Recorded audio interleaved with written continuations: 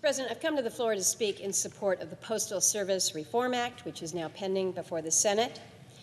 So the mission of the U.S. Postal Service since the Continental Congress appointed Benjamin Franklin as our nation's first Postmaster General in 1775 has been to, quote, bind the nation together. So it sounds kind of like a pretty quaint, outdated idea, but it's actually serious, it's actually statutory.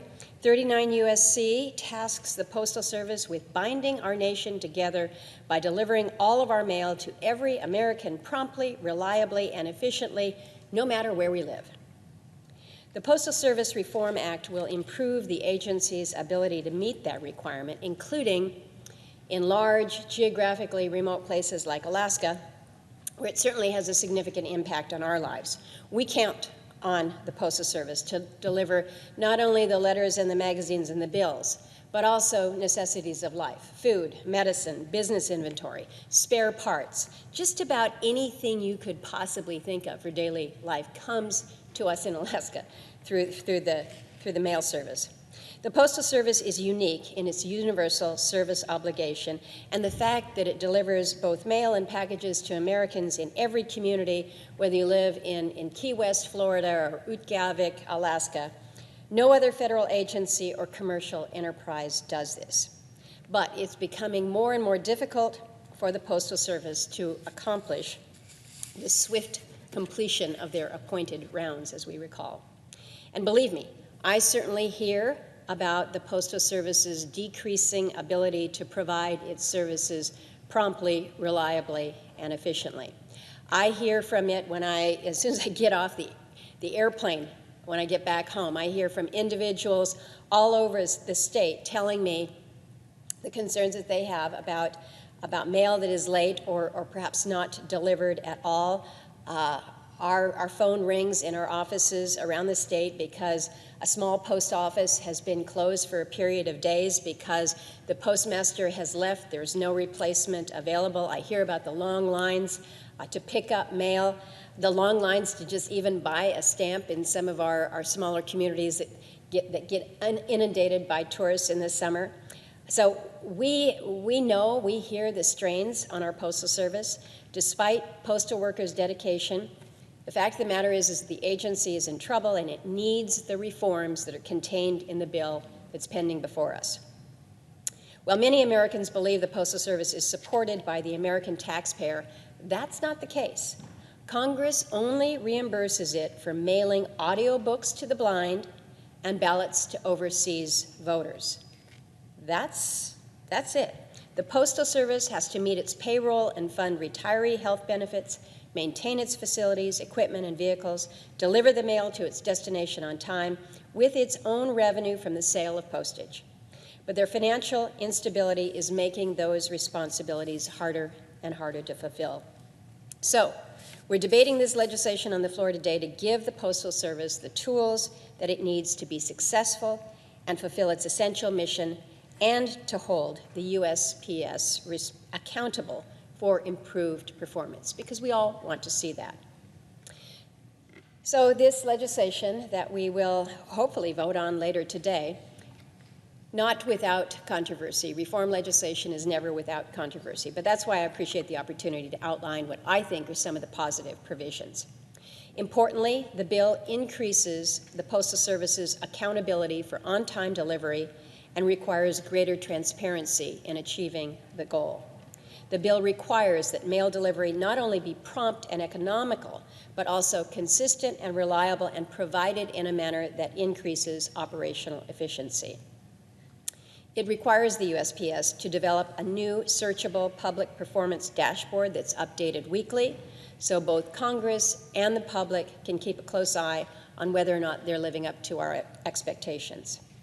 It also requires new regular reporting to the Postal Regulatory Commission, the PRC, and to Congress on a variety of indicators, including the impacts of price changes and information about reliability, efficiency, and cost effectiveness, postal workforce recruitment and retention, and how investments in equipment and infrastructure are impacting service. In addition, the PRC and the Postal Service's Inspector General must identify why there are inefficiencies in the collection, sorting, transportation, and delivery of large envelopes, newsletters, and magazines. These findings will be reported to Congress and the Postmaster General. USPS would then have 6 months to put in place PRC-approved changes that will fix whatever faults may have been found. The bill will also do what many of us have advocated for, which is reform the cost of health care for USPS employees and their retirees. So it provides needed stabilization for the USPS health benefit system and hopefully will relieve the pressure on their budget and supporting sustainable benefits for employees and retirees. This is a key provision. The bill also codifies an appropriations rider that has long required the USPS to integrate the delivery of letters and packages for 6-day delivery and includes a fair compromise on the attribution of costs for processing and delivering packages. One of the I guess, top complaints that I hear from Alaskans is that the cost of shipping via commercial package services is oftentimes more than the price of the item itself. Integrated delivery of mail and packages saves the U.S. Postal Service money by allowing it to be more efficient. And while UPS and FedEx charge most Alaskans extra for delivering their packages, these companies then drop their packages off in Anchorage as that hub and let the Postal Service take care of what we call last mile delivery. Well, in Alaska, that often means the last several hundred miles. Now, some are concerned that USPS subsidizes the cost of packages with revenue derived from delivering letters. But in fact, the law that we passed in 2006, the Postal Accountability and Enhancement Act, forbids the Postal Service from cross-subsidizing revenue to make sure that it's competing fairly with commercial package carriers. Current law also requires that package delivery covers all of its attributable costs. And while the Postal Reform Commission, or the Postal Regulatory Commission, and the federal courts have examined and upheld the cost attribution methodology, the Postal Service Reform Act requires yet another look, which I think is probably a fair compromise. Importantly, for Alaskans and for me, this legislation will not result in cost increases for essential bypass mail program. It is what it says it is. It's essential. It is a program that allows rural Alaskans who live in communities that are not connected by road, which about 80% of our communities are in that situation, but allows them to receive pallets of food, whatever necessary mailable matter that come from stores in Anchorage or Fairbanks, without millions of individual boxes of goods going through postal facilities. And that benefits the consumer, and it saves the Postal Service tens of millions of dollars a year in operating costs and untold millions in facility costs. While the Postal Service Reform Act directs the PRC to engage in another review of attributable costs, I've been assured by both sides of the Homeland Security and Governmental Affairs Committee, by the PRC, and by the Postal Service that this provision will not impact bypass mail, and I certainly intend to hold them to their word.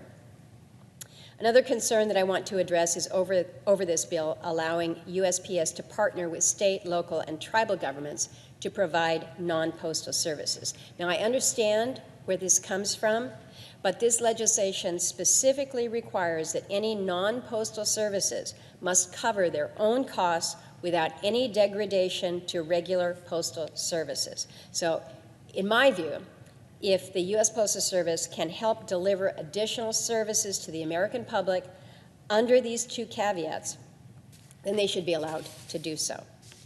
So, Madam President, H.R. 3076 is a big step forward in helping the Postal Service achieve financial stability. It will enable the agency to continue to bind the nation together with efficient and cost-effective universal service and allow postal employees to achieve the swift completion of their appointed rounds. It's supported by a wide array of businesses, both large and small, all who rely on our Postal Service. It's supported by postal employees, by retired federal employees, and the Postal Service itself. It has received overwhelming bipartisan support in the House of Representatives. I certainly hope that it will draw the same here in the Senate. And I want to commend the chairman of the Committee on Homeland Security and Government Services, as well as Ranking Member Portman, for the good work that they have done in bringing this bill to us today.